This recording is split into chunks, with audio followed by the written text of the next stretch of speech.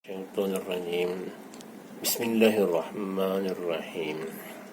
Segala pujian bagi Allah Subhanahu Wa Taala. Selawat dan salam kepada junjungan besar Nabi Muhammad sallallahu alaihi wasallam, ahli keluarga baginda, para sahabat serta mereka yang mengikut jalan menegakkan hukum Allah di muka bumi ini. Kepada semua ahli karya Taman Sri Skudai, Taman Sri Putri dan Taman Harmoni serta taman-taman perumahan berdekatan, izinkan saya menyampaikan sedikit info dari kami Barisan AJK Masjid Amirin Taman Sri Skudai. Seperti semua telah sedia maklum, buat masa ini kami sedang menjalankan 3 tabung infak, di mana 2 darinya untuk 2 program khas dan 1 tabung untuk pengurusan dan pembangunan masjid kita ini. Tabung-tabung itu adalah 1 tabung pengurusan dan pembangunan masjid, 2 tabung food bank, 3 tabung anak yatim. Alhamdulillah, sambutan dari tuan-puan amat memberangsangkan. Di sebalik keterbatasan kehadiran jemaah ke masjid akibat sekatan PKP 3.0 yang mana kita kena akur dengan SOP yang ditetapkan demi keselamatan kita semua, namun kutipan tabung-tabung tersebut adalah baik dan memberangsangkan. Terima kasih kepada semua para pengimpak. Allah jua yang mampu mengganjari. Kami Barisan AJK yang telah diberi mandat dan amanah untuk mengurus, mengimarah dan merancang aktiviti-aktiviti bagi kemajuan masjid kita untuk kebaikan dan manfaat karya setempat, berusaha untuk menjalankan tugas kami sebaik mungkin. Di sini saya ingin membuat satu pengumuman mengenai beberapa lagi aktiviti atau projek yang kami akan jalankan. Mohon dengarnya dengan baik dan fahamkannya, serta akhirnya nanti berilah respon yang sebaik-baiknya. Kami akan melancarkan 2 lagi tabung infak. 1 tabung pendidikan Masjid Amirin, 2 tabung khas pembinaan rumah imam atau bangunan pelbagai guna dan bumbung kanopi yang menghubungkan bangunan masjid dengan bangunan pejabat di sebelahnya. 1. Tabung pendidikan adalah untuk tujuan 1. Bantuan prihatin kembali ke sekolah, iaitu pembelian buku-buku, peralatan persekolahan dan pakaian untuk anak-anak ahli karya yang kurang berkemampuan. 2. Tabung anak-anak, bantuan kepada anak-anak yang akan menghadapi peperangan am, utamanya peperangan SPM dan STPM, untuk mendapatkan bimbingan tuition secara percuma. 3. Bantuan kepada anak-anak karya membiayai kos permulaan untuk melanjutkan pelajaran di peringkat pasca sekolah menengah, kolej, politeknik atau universiti dan lain-lain. 4. Menyediakan komputer meja atau komputer bimbit di masjid dan penggunaan wifi masjid bagi tujuan pembelajaran. Kategori-kategori bantuan ini akan berubah atau bertambah bergantung kepada keperluan semasa dan kemampuan dana yang ada. Besar harapan kami, tabung pendidikan ini akhirnya nanti akan menjadi Yayasan Pendidikan Abidin dalam jangka masa yang panjang, insya-Allah. 2. Tabung khas pembinaan rumah imam atau bangunan pelbagai guna dan bumbung kanopi. Buat masa ini, 2 orang imam masjid kita telah masuk ke usia lanjut, iaitu telah berada dalam usia 7 series. Untuk itu, pencarian imam pelapis yang masih muda sedang diusahakan. Namun, senarai imam-imam yang menyahut seruan kami bila dibuka tawaran, kebanyakannya adalah orang luar dari Taman Sri Skudai. Dan mereka bertanya, ada tak rumah untuk imam? Sayangnya, buat masa ini, masjid kita tidak menyediakan rumah imam tersebut. Dengan itu, usaha pencarian imam muda, iaitu imam ketiga sebagai pelapis, menjadi terbantut. Atas kesedaran itu, kami Barisan AJK telah bermesyuarah dan akhirnya mengambil keputusan untuk membina rumah untuk imam dan seterusnya 1 bangunan pelbagai guna. Bangunan tersebut dicadang dibina di atas bilik air yang ada sekarang. Maksudnya, bilik air sekarang ini dijadikan 2 tingkat. Ini terpaksa dilakukan kerana kita tidak memiliki kawasan lapang lagi. 2. Bangunan berupa pelbagai guna. Ada rumah imam, ada 2 bilik tamu bagi musafir yang mengalami kesulitan di dalam perjalanannya. Ini untuk disewa. Ada 2 bilik pelbagai guna, iaitu boleh digunakan sebagai bilik tuition pada waktu malam dan sebagai bilik isyarat atau bilik perbincangan pada waktu siangnya. Juga untuk disewa dengan kadar yang murah. Sila lihat lampiran yang dimuat naik dalam grup WhatsApp Masjid 1, Masjid 2 dan Komuniti Taman Sri Skudai untuk mendapat pencerahan lanjut. Flyers juga akan diedarkan. Bumbung kanopi. Satu bumbung dari bangunan masjid akan dibina melitupi terus ke bangunan pejabat. Bumbung ini penting kerana reka bentuk asal Masjid Al-Bidin berukuran agak kecil bagi menampung karya Taman Sri Skudai dan Taman Sri Putri. Adalah diharapkan dengan adanya bumbung yang bertutup terus dari bangunan masjid ke bangunan pejabat ini akan dapat menambah ruang solat kepada lebih ramai jemaah. Dan ia juga akan menjadi tempat yang selesa kepada jemaah untuk masih menjalankan aktiviti-aktiviti lain seperti ceramah perdana atau Maulidul Rasul. Ruang berbumbung itu juga boleh digunakan sebagai galeri terbuka untuk aktiviti-aktiviti umum seperti tempat pameran jualan, papan-papan maklumat umum dan juga sebagai ruang makan terbuka yang lebih luas. Dari 2 tabung itu, kami berpandangan tabung pembinaan rumah imam atau bangunan pelbagai guna dan bumbung kanopi adalah lebih urgent dan perlu diberi keutamaan. Tabung pendidikan pun penting. Cuma pada masa ini, ia tidak sepenting macam pembinaan rumah imam dan bumbung kanopi. Ini kerana kami difahamkan sesi persekolahan secara bersemuka, iaitu murid hadir ke sekolah untuk belajar, akan bermula pada bulan Oktober ini. Jadi, keadaan akan kembali menjadi seperti asal. Tiada lagi PDPR, iaitu pembelajaran dan pengajaran di rumah. Pada mulanya kami berhasrat untuk tubuhkan tabung pendidikan atas tujuan untuk kumpul dana dan beli komputer yang akan diberikan kepada keluarga yang kurang berkemampuan namun kena ada komputer untuk PDPR tersebut. Tapi kini telah pun bulan September, hanya beberapa hari sahaja lagi bulan Oktober. Jadi hasrat awal kami untuk beli komputer dan diberikan kepada keluarga yang kurang berkemampuan dibatalkan.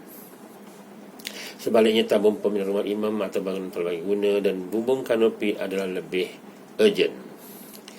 Apapun, kami akan beli juga beberapa buah komputer meja, komputer bimbit, tetapi akan ditempatkan di masjid dan murid dikendaki datang ke masjid untuk belajar dan gunanya sambil boleh guna wifi masjid bagi tujuan pembelajaran. Anggaran awal kos bagi bangunan rumah imam dan bangunan pelbagai guna tersebut berserta bumbung kanopi adalah sekitar RM200,000. Jemaah boleh mengulurkan sumbangan dan amat dialu-alukan. Sumbangan boleh disalurkan ke 1. Tabung-tabung yang disediakan di masjid, 2. Secara bank in ke akaun bank muamalat masjid, tapi kena nyatakan sumbangan itu untuk aktiviti apa dan sila whatsappkan selip bayarannya kepada AJK masjid untuk semakan dan catatan. 3. Bank in ke akaun khusus yang dikenali sebagai toyibpay.com. Di akaun ini, urusan adalah lebih mudah kerana ia telah dikhususkan terus infak untuk tabung yang khusus. Ada 5 akaun dimuat naik. 1. Tabung pengurusan dan pembangunan masjid, 2. Tabung food bank, 3. Tabung anak yatim, 4. Tabung rumah imam dan bumbung kanopi, serta yang kelima, tabung pendidikan. Untuk pembinaan rumah imam atau bangunan pelbagai guna serta pembinaan bumbung kanopi, sumbangan juga boleh dalam bentuk wakaf, iaitu wakaf bahan binaan seperti simen atau pasir, wakaf jubin, wakaf pendawaian elektrik, wakaf aircon, wakaf kipas, wakaf kerusi dan meja maupun wakaf kapet. Kedua-dua peran ini akan dimulakan apabila dana terkumpul telah mencukupi atau telah ada sekurang-kurangnya separuh dari anggaran keseluruhan projek. Saya amat berharap pengumpulan dana capai sasarannya sebelum akhir tahun ini untuk kita mulakan projek tersebut. Ahli karya yang dikasihi Allah sekalian, saya suka mengambil kesempatan ini untuk bercakap mengenai program Satu Anak Yatim. Sehingga hari ini, bilangan anak yatim di bawah kelolaan saya kini berjumlah 27 orang sebagai penerima bantuan bulanan. Dan ini ditambah 4 orang lagi yang dibantu secara one-off, iaitu anak yang berumur lebih 15 tahun. Setiap orang anak yatim dibantu secara tetap RM50 setiap bulan setiap orang. Duit RM50 ini adalah infak tetap dari bapa angkat, di mana setiap anak yatim itu saya carikan bapa angkat yang akan membiayai duit tunai secara tetap setiap bulan. Namun selalunya saya beri lebih dari RM50. Lebihan itu adalah hasil dari kutipan tabung anak yatim yang tuan-tuan sumbang hampir setiap hari. Jumlah lebihan bayaran itu bergantung kepada jumlah kutipan pada bulan tersebut. Dan dalam masa yang sama, pada hari-hari perayaan seperti Hari Raya Idul Fitri, Hari Raya Idul Adha dan juga pada awal tahun persekolahan, saya beri lagi duit bantuan secara one-off. Bantuan one-off ini diambil dari tabung anak yatim masjid. Dan pemberian one-off ini diberikan juga kepada anak-anak yang berumur lebih dari 15 tahun. Tuan-puan sekalian, setakat ini data yang ada pada saya, ada seramai 11 keluarga terlibat dengan 31 orang anak. Di sini saya suka memaklumkan, jika ada lagi keluarga anak yatim yang saya terlepas pandang dan tidak berada dalam pengetahuan saya untuk dibantu, tolong maklumkan kepada saya untuk tindakan lanjut dari saya. Kriterianya, umur anak itu adalah di bawah 15 tahun atau masih belajar di dalam tingkatan 3 ke bawah. Apapun, dengan terlancarnya tabung pendidikan seperti yang disebut di atas tadi, anak yatim yang berumur 15 tahun ke atas akan dibantu juga. Cuma bukan dalam bentuk bantuan bulanan. Sebaliknya, ia dalam bentuk one-off, seperti bantuan untuk tuition bagi menghadapi perpisahan, SPM utamanya, dan bagi mereka yang hendak melanjutkan pelajaran ke pusat pengajian tinggi. Akan dibantu bagi membiayai kos pendaftaran dan lain-lain keperluan yang diperlukan. 2. Tabung food bank. Alhamdulillah, setakat ini saya bersyukur dan mengucapkan jutaan terima kasih kepada para pengimpak, sama ada dalam bentuk barangan maupun dalam bentuk wang tunai. Kami terus menerima infak dari tuan-tuan tanpa putus.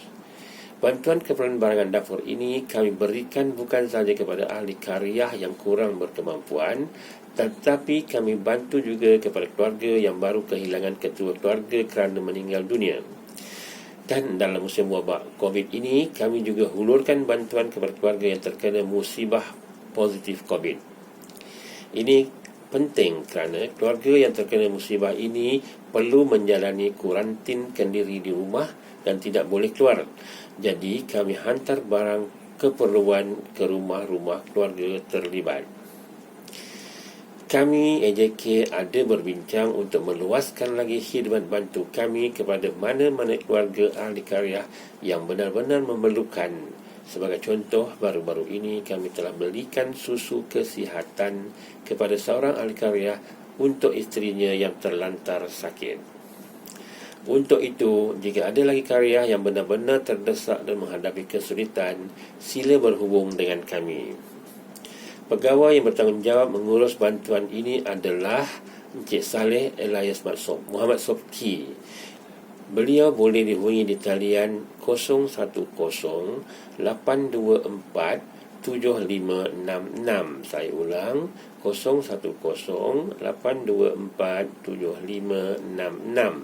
Atau boleh hubungi saya sendiri di talian 012-731-8948. Saya ulang, 012-731-8948. Kami akan cuba bantu setakat mampu.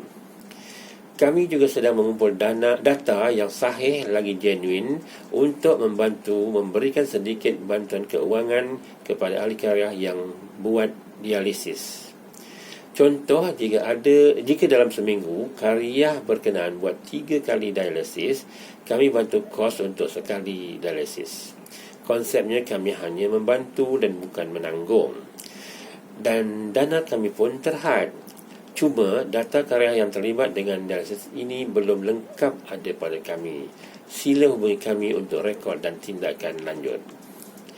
Akhir kata, saya dengan rasa rendah diri menyeru agar lebih ramai penderma atau penginfak untuk beberapa tabung yang tersebut tadi, demi kebaikan dan kemaslahatan kita bersama masyarakat Skudai. InsyaAllah harta wang yang kita infak itulah harta yang kita bawa bersama ke akhirat kelak. Hidup kita ini dan harta termasuk wang ringgit yang kita rasa kita punyai hari ini sebenarnya bukan hak kita. Ia adalah hak Allah.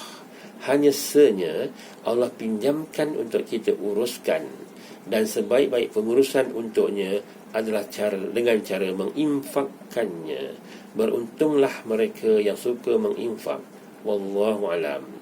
Sekian dulu daripada saya. Assalamualaikum warahmatullahi wabarakatuh.